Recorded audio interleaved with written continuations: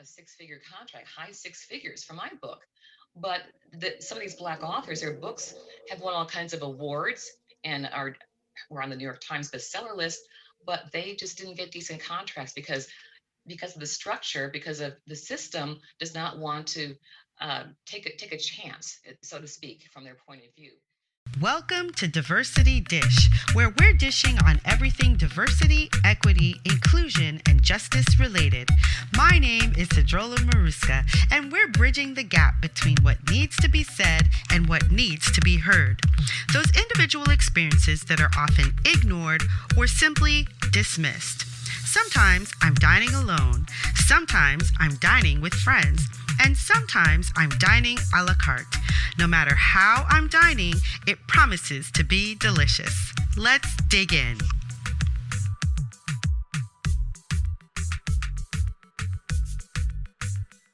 Lisa Braxton is an Emmy-nominated former television journalist, an essayist, short story writer, and novelist.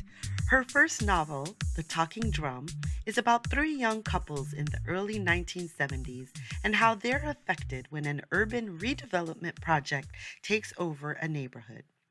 Recently, The Talking Drum was selected by Shelf-Bound Book Review magazine as the overall winner of its 2020 independently published book award. She also received a 2020 Outstanding Literary Award from the National Association of Black Journalists. Her stories and essays have appeared in Vermont Literary Review, Black Lives Have Always Mattered, Chicken Soup for the Soul, and the Book of Hope. Welcome, welcome, welcome, Lisa. It is so good to have you here. It's all good to be here. I'm extremely thrilled to have you. You are Lisa Braxton, just in case I forget to tell everybody. You are Lisa Braxton, and you are the author of The Talking Drum, which is a fiction, but it is based on real life situations. And so I loved it. I really enjoyed the book. And so we're going to talk a little bit about that and about your journey with the book and also the industry, the publishing industry, and how it affects us all. But before we get into that, I want to know, and I know our listeners want to know, what you are passionate about right now. I am passionate about having my voice be heard. I was a very shy child. Growing up, I was painfully shy. And when you're painfully shy and you're trying to be there and be part of the playground activity and connect with other kids, they easily kind of step right over you because you're not talking very Mm-hmm. much Mm-hmm. and take advantage of you. And I found early on that I had power with my words, my written words. So that when I began writing, people were affected by my writing. Sometimes they would say they would cry, it would make them think. And that's my way of being heard. And I feel passionate about being heard through the words, through my writing. I love that. So you found your outlet, and that's great. The Talking Drum, this is your first novel? Yes, it is my debut novel. Yes. Nice.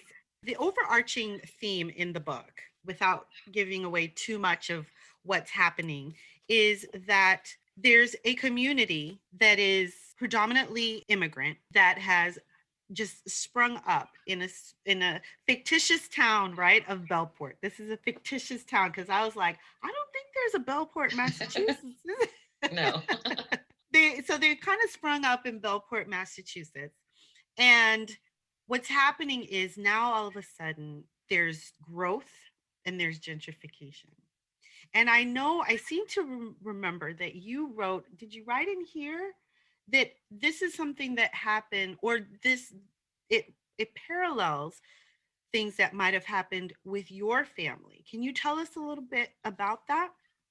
Yes, my parents are from Virginia and they grew up during segregation.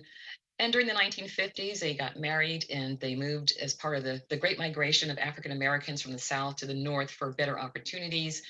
But they moved to Bridgeport, Connecticut, a big booming factory city. And they lived in a working class neighborhood. And what they found out when they got there was that there were only certain sections of Bridgeport where they could rent because they were African American. So Mm-hmm. it's working class area with other Black people. And in time, they moved away from there, from their apartment, and bought a house, and had me, had my sister, and then my father had this dream to open up his own business. And after much discussion and taking courses and talking to people, and getting my mother to be on board with it, they opened up a clothing store, a high fashion men's clothing store back in the east end of Bridgeport in that same neighborhood. Things were going well for them for some time, but then after a while, their customer base began to diminish, partially because the homes on the waterfront, the multifamily houses, the working class homes, were being taken by eminent domain for future projects, to gentrify that area, because Bridgeport suffered financially, and at one point it was almost going to declare bankruptcy.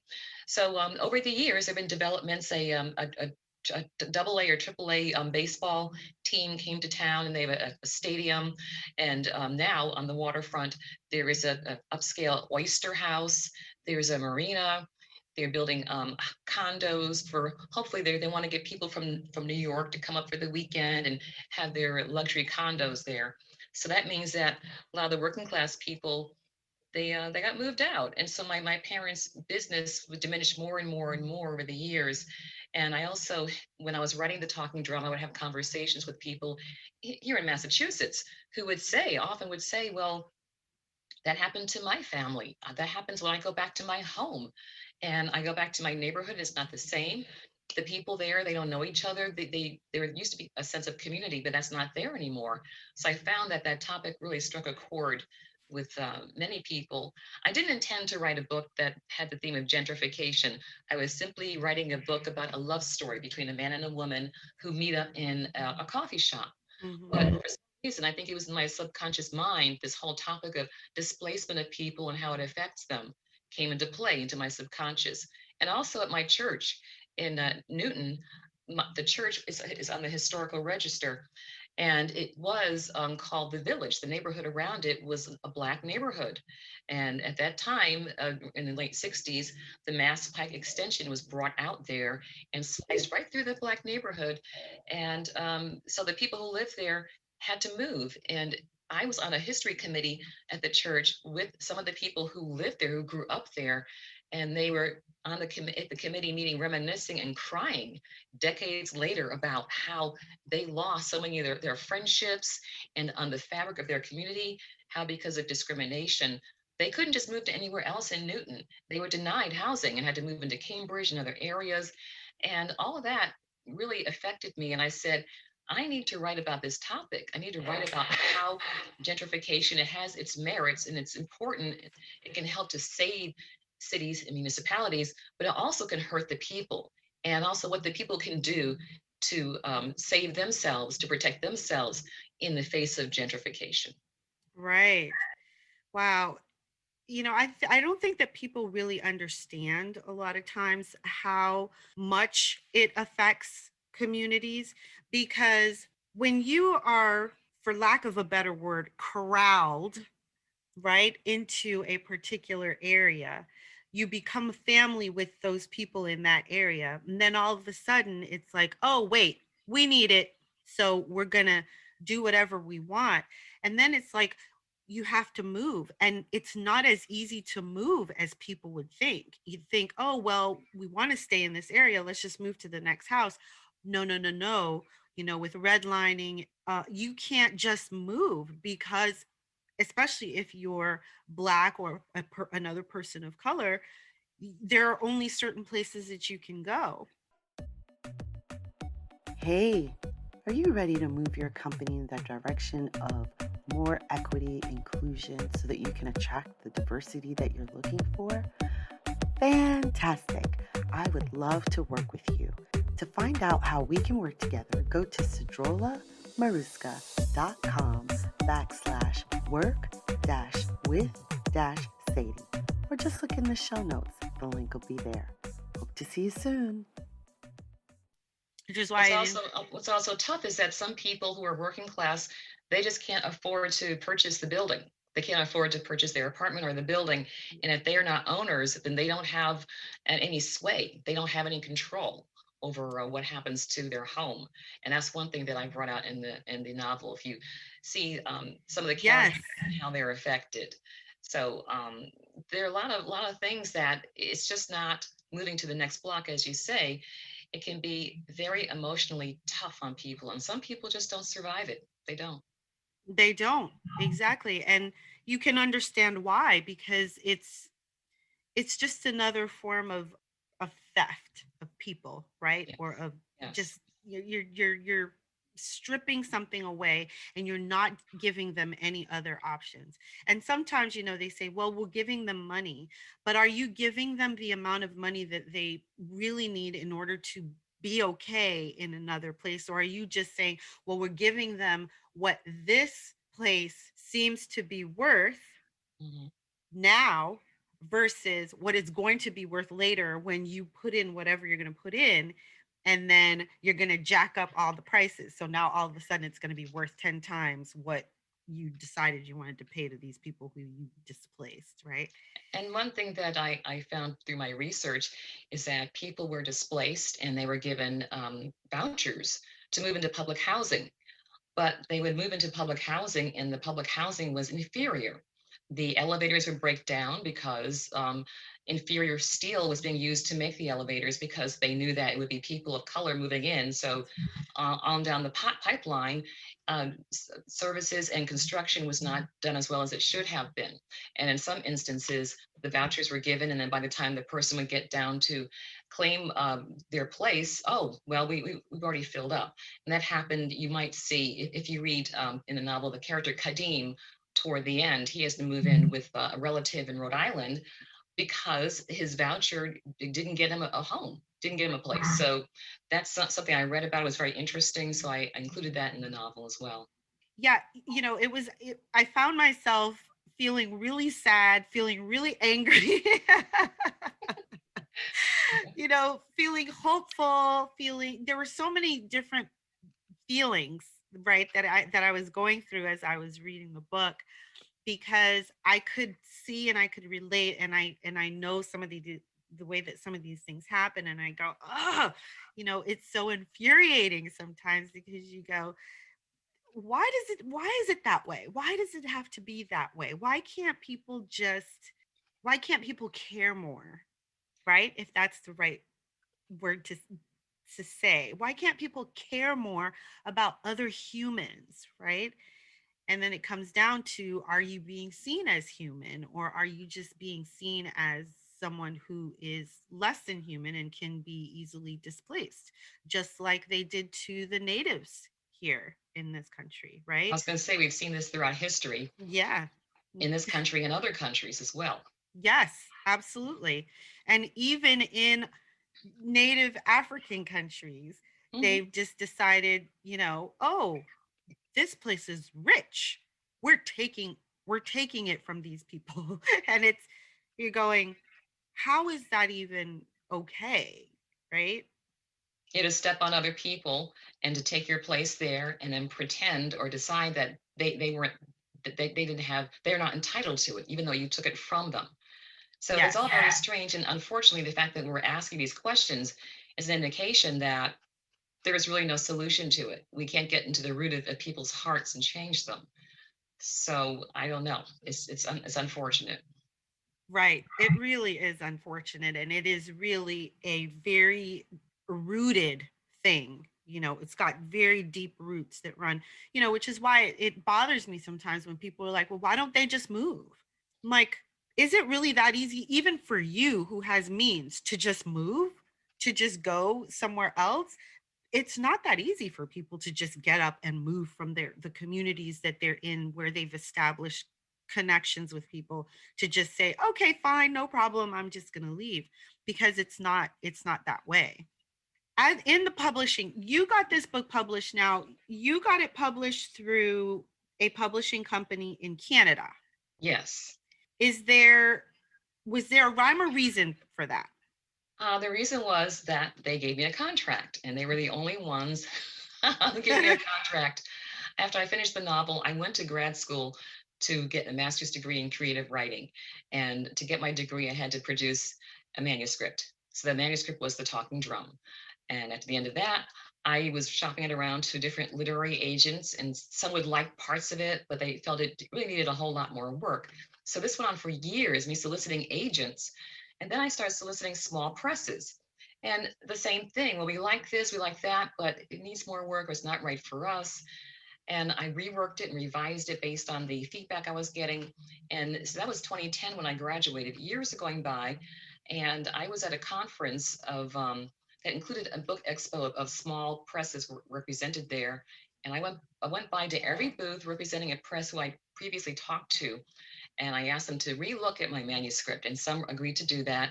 And so then I was toward the back of the expo hall, there was a table for Inanna Publications, and I saw that they were in Canada, so I walked past them thinking, well, they're Canadian, they wouldn't be interested.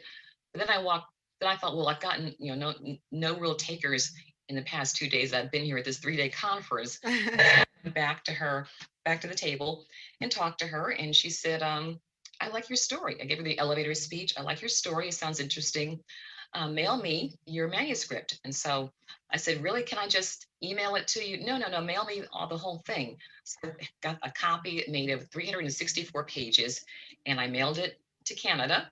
We had to do the international form at the post office, mailed it off. Months later, she emailed me and said that her board of directors reviewed it and they loved it and they wanted to publish me. So what I found out, realized a little bit later, was that Inanna Publications is a feminist press, and their mission is to publish women authors, often who are overlooked by their traditional presses. So that press champions the cause of women. I don't know if I would have found a publisher otherwise, or a publisher who would have treated my story the way I wanted to be treated. Mm-hmm. So that's why, they published me, because they were the only ones said yes. So that's why that's happened. Wow. Well, you got connected with a publisher who is a champion for women, which is fantastic. So that's great. The so in the publishing industry, I started a book club to read Black authors. So those are the only authors that we're reading. It's fiction, nonfiction, whatever it is, but we're reading Black authors. And the reason that I did that is probably because of a reason that you know all too well, that Black authors, even when they are picked up by publishers, they are not given the same marketing push as other authors. Can you talk to us a little bit about the publishing industry, or, what you found to be your reality or the reality as it may be in the publishing industry? Yes, since the killing of George Floyd and Breonna Taylor and others, there's been a spotlight on many industries to see how diverse they are, how fair they are, and publishing is among them. And a study came out not too long ago by Lee and Low Publishers that talked about how diverse is the publishing industry. And I pulled some information on the executive level. The publishing industry is 86% white. When it comes to sales, the sales departments, 83% white. Editorial, 82% white. Now, overall, with publishing, African Americans on staff make up 4%, Asian Americans 7%, Latinx 6%. Now, with women, there's a high percentage. 78% of the publishing industry is women, but you don't see very much diversity. And one problem with that is that these are the gatekeepers. These are the people who decide what projects get the green light and which ones don't. And these are also the gatekeepers of the of editorial. So I've talked to a number of African American and Asian American writers who had to, with the editors, push back and say, I need this language in this story. And they've dealt with editors who tried to scrub clean the grammar, as an example, and some have said to even whitewash it.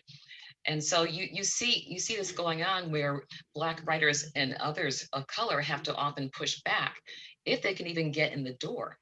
There was a hashtag, which I don't recall, a publishing paid me hashtag on Twitter that was a year or two ago, where some of the authors were saying, let's put it out there. How much did I get in my contract? And there are some Black authors who got a contract for $40,000. But then there were some others, white authors, who said, I got a six-figure contract, high six figures for my book. But some of these Black authors, their books have won all kinds of awards and were on the New York Times bestseller list, but they just didn't get decent contracts because of the structure, because of the system does not want to take a chance, so to speak, from their point of view. So there are a lot of issues that are faced, and one that's really big right now is cultural appropriation, problematic cultural appropriation.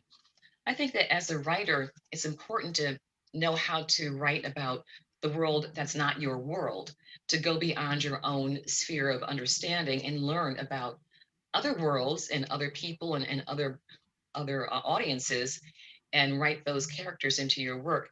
But sometimes people don't do that homework, and they will write a very stereotypical character, or just do a superficial. I was reading a book a couple of years ago, one of these beach reads, and the author, she's cranked out, I don't know how many books she's done, maybe 10 to 15 books. If I mentioned her name, you probably would have heard of her. But she had a Black character in her book, but he could have been anything. I mean, he could have been, she just decided that this character was a Black character, but there was nothing identifying him. It was superficial, cardboardy. There was nothing about his background. And he could have been anything. He could have been white, he could have been anything. So it was very insulting that, Yeah. okay, let me squeeze in a Black character so I look like I'm doing the right thing, but I don't really care to develop this person at all. That goes on. And what's really troublesome is in children's literature, when you see that happen. In adult literature, when you see stereotypes, hopefully the adults know, okay, this person didn't do enough research. But children are so impressionable, and all they have is what you're giving to them, that sometimes the books that they read are very stereotypical, and that causes harm. It causes children to grow up and to think that, okay, children who become police officers, well, I see this Black man getting out of the car, let me go ahead and just blow his brains out. I mean, unfortunately, you see these things happen. It's a very serious thing. It's very serious. So there are some cases where there are some publishing houses that are now doing, they have been doing internships, and they're boards of they're forming boards of directors separate from the regular boards of directors that oversee diversity, equity, and inclusion. So there's talk going on, there are committees forming, and we do see some of that happening, which is good. But publishing has a long way to go. It really does. A lot of industries, I think, have a long way to go. Yes, Because if yes. you consider how entrenched this all of this is, it's incredible. I don't think about it on the big picture a lot because I feel like it can be very overwhelming. And so you kind of have to just focus your efforts wherever you can, when you can. But definitely publishing is one of those areas. And I do remember that hashtag going by, and I remember people saying, oh my God, look at the disparities between authors of color, Black authors, authors of color are getting, and what white authors are getting. And the lengths that Black authors have to go through. I mean, you can get all the accolades, all the awards, and still, well, we're just not sure if people want to read your story, right? That's a lot of the thing that goes on in Hollywood. We're not sure people want to see that story. We're not sure people want to hear that story. That story is not mainstream enough. When in actuality, when they actually put these things out, people gravitate and just ingest them as if it was, land waiting for water. It's like it just Yeah, sucks yeah. it, sucks it The up. Black Panther was an example of that, because I was in the theater watching that like a sponge, just and I never got filled. It just Yeah. I just love seeing those images. The story was great, and I mean, it did so well that it shows that people universally, from whatever background, were interested in seeing that story. Yeah. And it needs to be done. And there have been a lot of talks done now, and books about the economic loss because of lack of diversity, let's say in Hollywood. but still, there's some people who feel that they don't care about the lack of the loss. They want to keep things status quo. Doesn't matter. Doesn't matter. So even if you say Right, you're losing millions of dollars because you won't allow more diversity, that doesn't change people's minds. Not enough. right. Well, the hope is that more people will want to change rather than not, because those people who want to change and who are changing will definitely reap the rewards, right? And those people who choose not to or who don't want to will then watch the others, grow while they sit and hold on to their whatever it is that they're holding on to. I always liken it to, you can't keep your foot on someone's neck on the ground and soar. There's no way to do both. So you have to decide that you're going to let them go and let them soar as well as you, so that everybody can do better.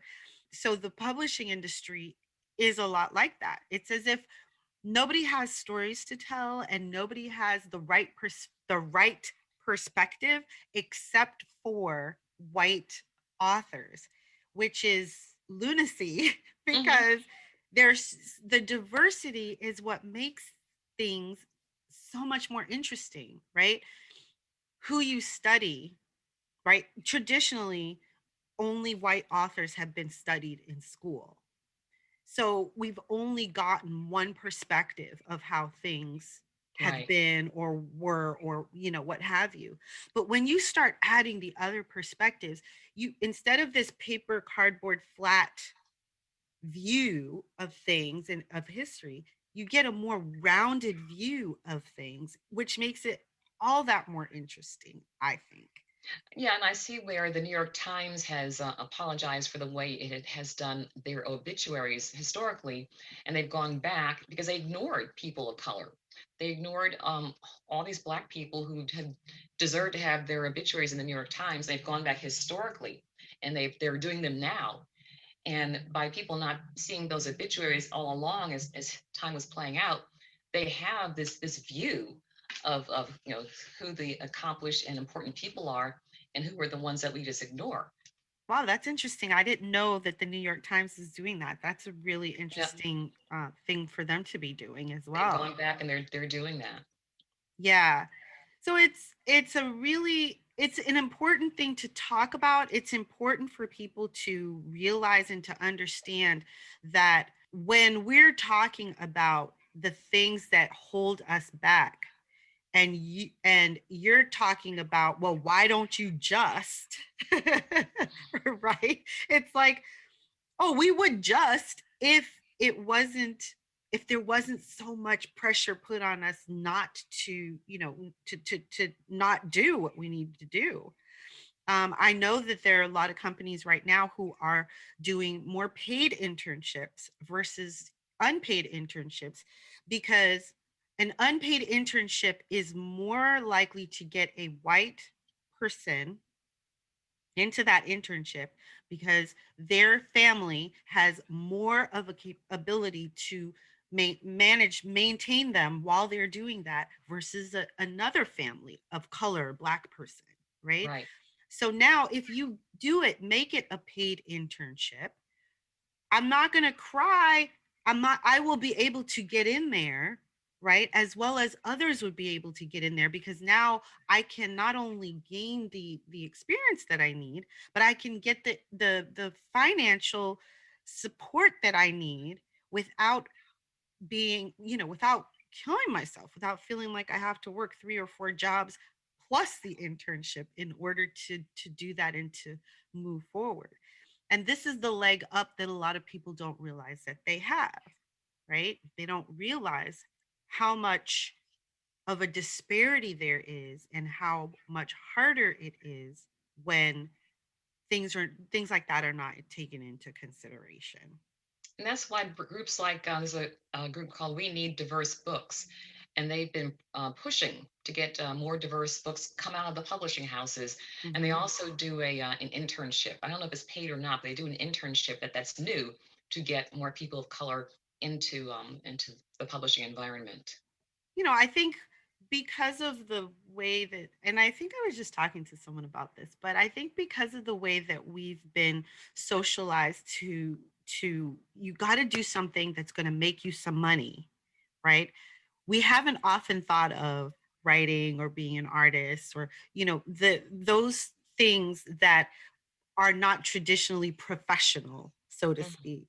mhm. And so I think that it's important to try to encourage kids not just to go into engineering or math or Or medicine. medicine or law or what have you, but also encourage them to do the other things and to create a system that is going to support that, right? So if my daughter wants to write and I encourage her to write, there has to be a system in place that will help her along the way, call that writing career, make it so that she can sustain herself on that, right? Just so it's a slow changing process, but I Yes. think it's churning.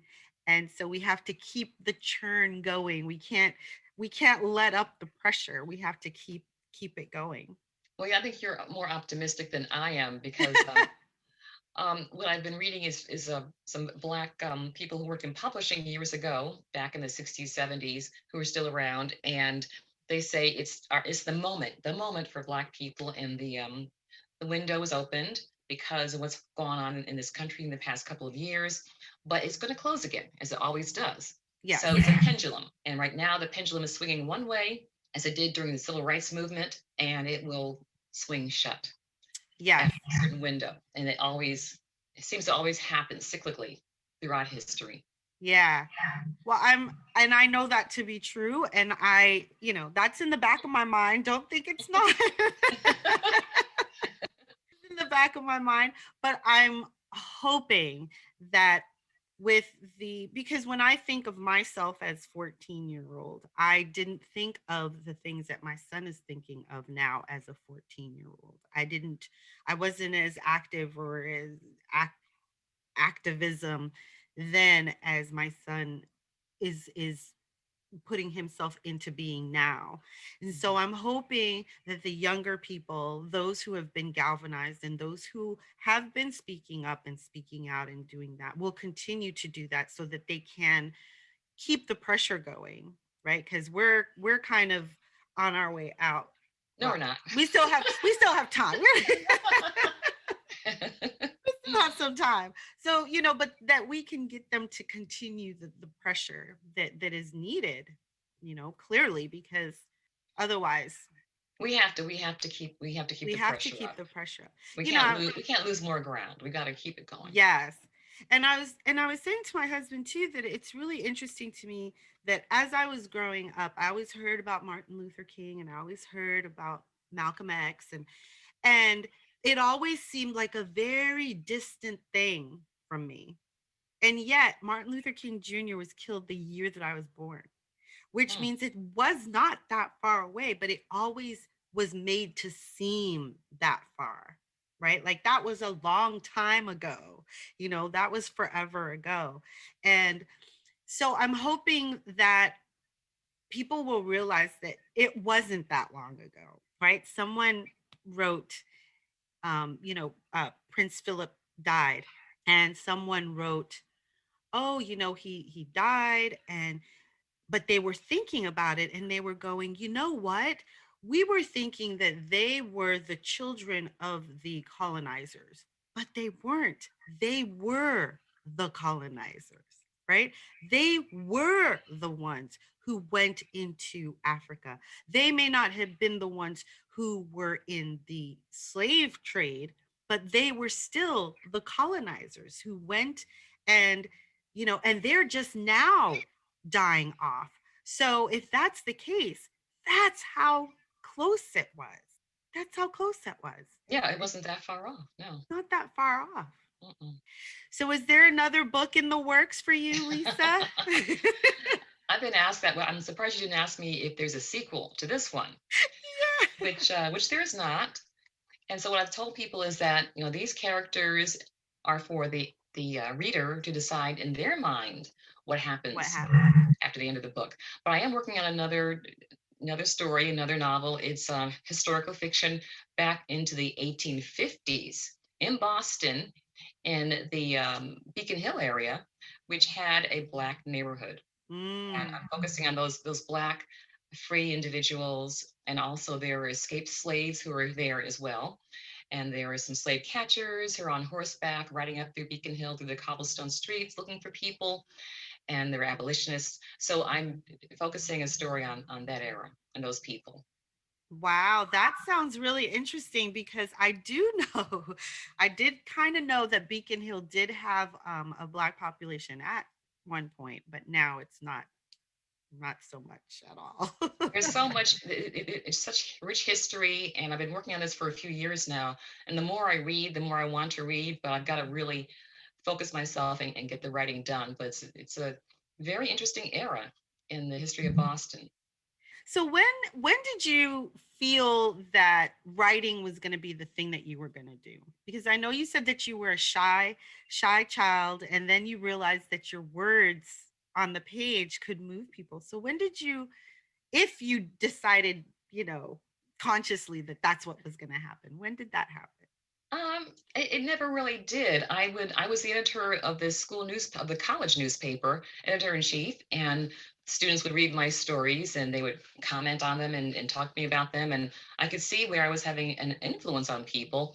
And I did professional writing for a few years at a newspaper in Richmond, Virginia. And I also did radio for a while and television. And I wanted to write creatively, but it didn't happen until I left journalism and I had time to put into it. So when I hear what you say about reading my novel and the characters, and you've thought about them since and they've stayed with you, moments right now like that reaffirm for me that yes, maybe I can do this. Maybe I do have the skill to be a writer. So it's just kind of evolved over time. Yeah. What is it that you do now while you're writing your other novel? Well, I was working full time at a nonprofit, a fire safety organization in Quincy, and that job ended last year. So about a year and 2 months ago, my department was downsized. And since then, I've been teaching writing classes at a writing center, teaching memoir writing, writing your legacy letter.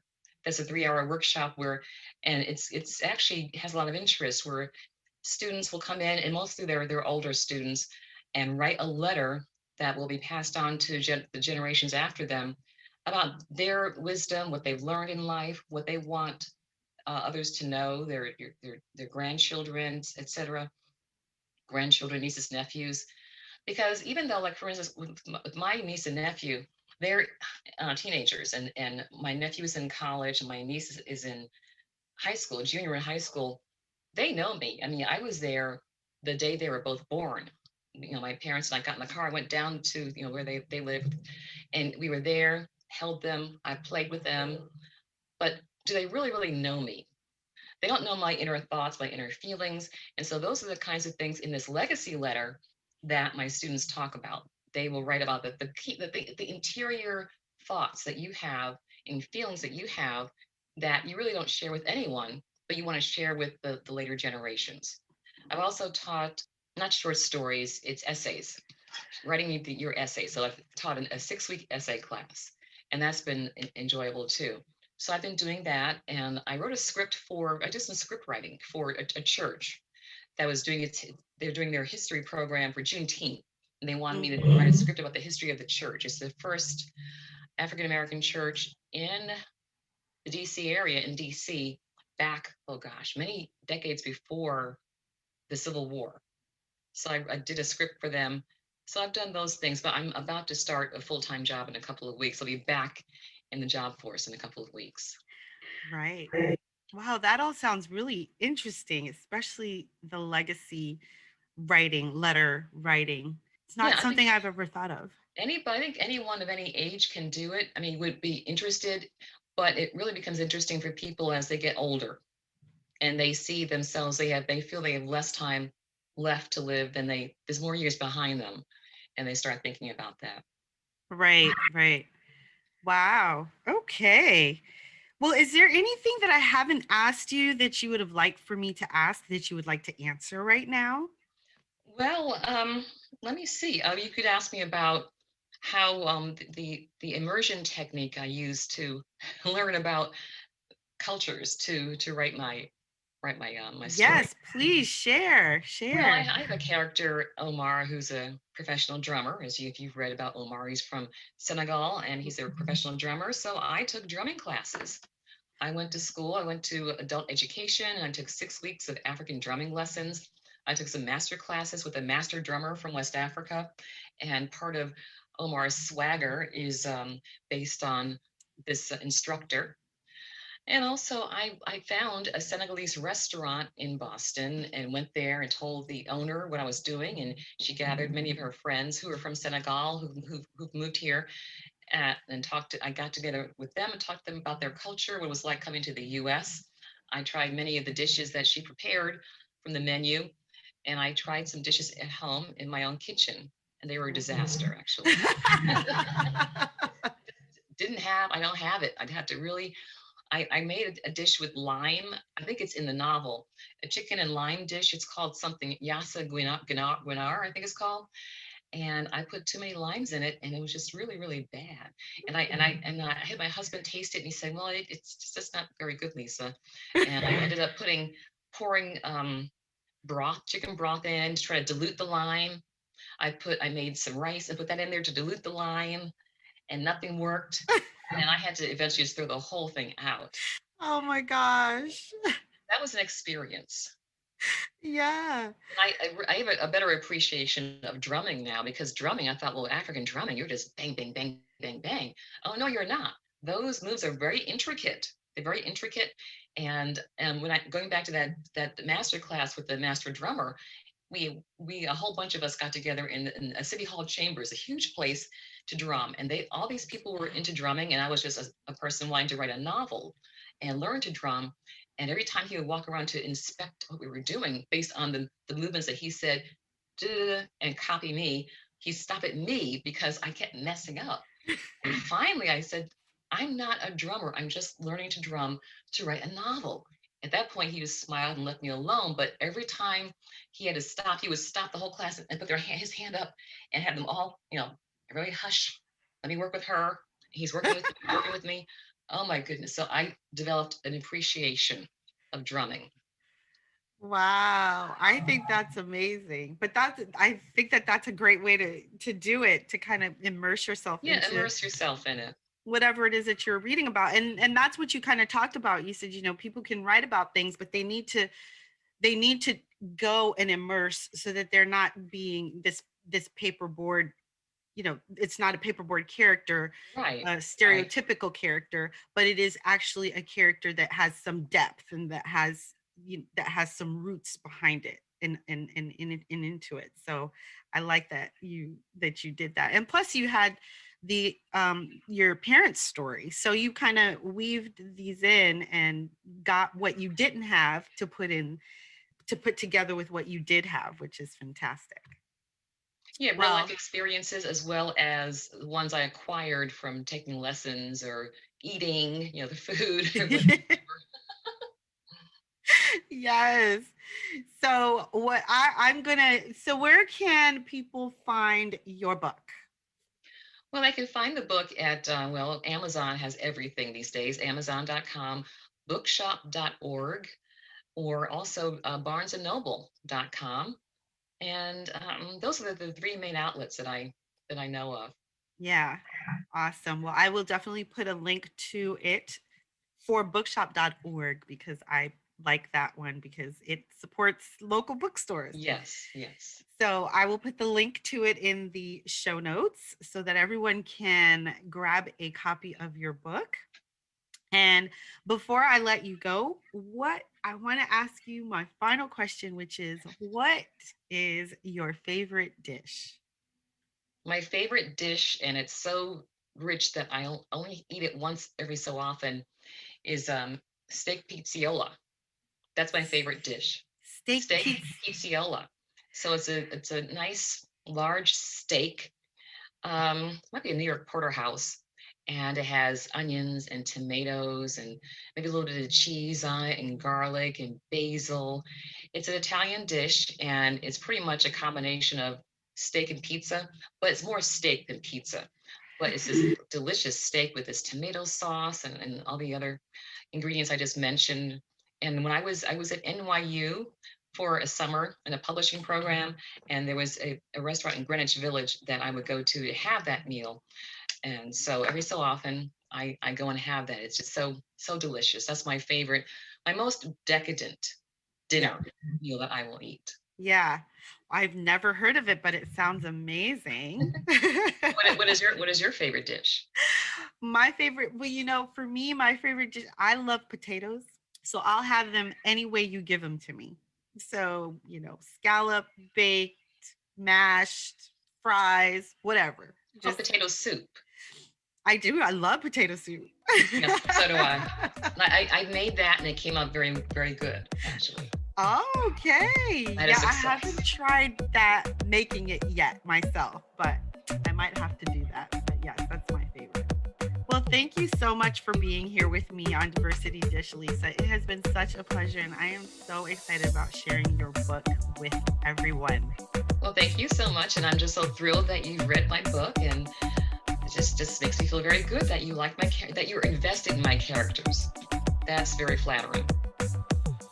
Hey, did you enjoy that episode? If so, please leave a review. It would mean the world, but only if it's a good one and you really did enjoy it. In which case, it would be awesome if you help support my work over at Patreon. The link is in the show notes. See you soon.